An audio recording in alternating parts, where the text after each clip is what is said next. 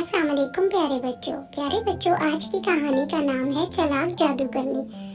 शहजादा फरमान और शहजादी नाजिया अपने महल में रहते थे। वो बहुत रहम दिल थे और इनकी रियाया इनसे बहुत खुश थी। इन दोनों की अभी कुछ दिन पहले ही शादी हुई थी। बादशाह और मलका ने इन्हें हुकूमत दे दी थी और खुद सैर के लिए दूसरे मुल्क चले गए थे। इनके मुल्क में एक जादूगरनी लैला रहती थी। वो शहजादी को मारकर खुद शहजादी का रूप धारने के बाद शहजादी बनकर इस महल में रहना चाहती थी। इसने जादू के जोर से शहजादी नाजिया का पेट फुला दिया था, जिसके इलाज के लिए बड़े बड़े हकीम आए लेकिन कोई फायदा न हुआ। तो प्यारे बच्चों, शहजादा फरमान का एक दोस्त इकराम को जादूगरनी रास्ते में मिली और इससे बातचीत करने के दौरान इसने कहा, अगर शहजादा चाहे तो मैं उसकी बीवी का इलाज कर सकती हूँ। इकराम ये नहीं जानता था कि लैला जादूगरनी है। वो तो इसे एक बूढ़ी और हमदर्द औरत समझ रहा था। इसने जाकर शहजादे और शहजादी को इस बूढ़ी औरत के बारे में बताया तो उन्होंने कहा कि इससे कहो कि वो बूढ़ी औरत आकर हमसे महल में मिले। इकराम जादूगरनी से मिलने के लिए रवाना हो गया। बच्चों, शहर में बड़ा ही तूफान था, जगह जगह पानी था, सैलाब आ चुका था, लेकिन इकराम के दिल में शहजादे और शहजादी के लिए बहुत हमदर्दी थी। वो इनके लिए अपनी जान भी दे सकता था। इसने वो पानी पार किया और पानी के अंदर से चलता हुआ बड़ी तकलीफें उठाने के बाद वो जादूगरनी लैला के घर पहुंच गया।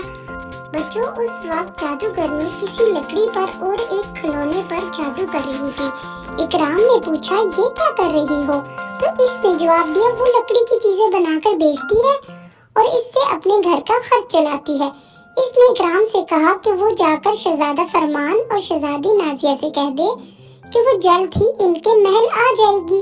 इकराम ने आकर शहजादा फरमान और शहजादी नाजिया को इसके बारे में बता दिया। दूसरे रोज जादूगरनी रवाना हो गई, लेकिन इस वक्त फिर बड़ा तूफान आया और महल के दरवाजे बंद हो गए। इसने महल के नीचे पहुंचकर आवाज लगाई तो शहजादी बालकनी में आ गई और इसने जादूगरनी से कहा कि क्या वो रस्सी के जरिए ऊपर आ सकती है? जादूगरनी ने कहा कि हाँ, वो रस्सी के जरिए ऊपर आ जाएगी। शहजादी ने एक रस्सी बालकनी से नीचे लटका दी और जादूगरनी के इसके जरिए ऊपर चढ़ने लगी। इसी वक्त शहजादा फरमान भी वहां पहुंच गया। इसने शहजादी को देखा और जादूगरनी को ऊपर चढ़ते देखा तो हैरान रह गया। शहजादी नाजिया ने इसे बुलंद आवाज में बताया कि ये वही बूढ़ी औरत है जो इसके इलाज के लिए आई है। शहजादा फरमान बहुत खुश हुआ। कुछ देर बाद वो दोनों महल के अंदर आ गए। शहजादा फरमान और शहजादी नाजिया बूढ़ी जादूगरनी लैला के आ जाने से बहुत ही खुश थे। बच्चों, जादूगरनी ने कहा कि आज तो वो आराम करेगी और कल से शहजादी का इलाज शुरू कर देगी। शहजादा फरमान ने इसे एक अलग आरामदेह कमरा दे दिया जहां वो आराम करने लगी। तो बच्चों, शहजादी अब भी कुछ मायूस सी थी कि न जाने बूढ़ी औरत भी इसका इलाज कर पाएगी या नहीं।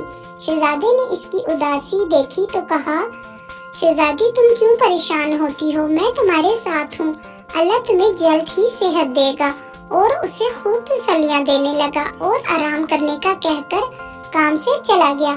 शहजादी कुछ सोचने लगी कि न जाने बूढ़ी औरत इसका इलाज कर भी पाएगी या नहीं। तो बच्चों, इसी वक्त जादूगरनी लैला ने शहजादी नाजिया से मुलाकात की और इस पर जादू कर इसका फूला हुआ पेट ठीक कर दिया। लेकिन फिर इसने अपना दूसरा जादू कर दिया जिससे शहजादी मर जाती है और जादूगरनी इसे छुपाकर खुद इसका रूप धार लेती है।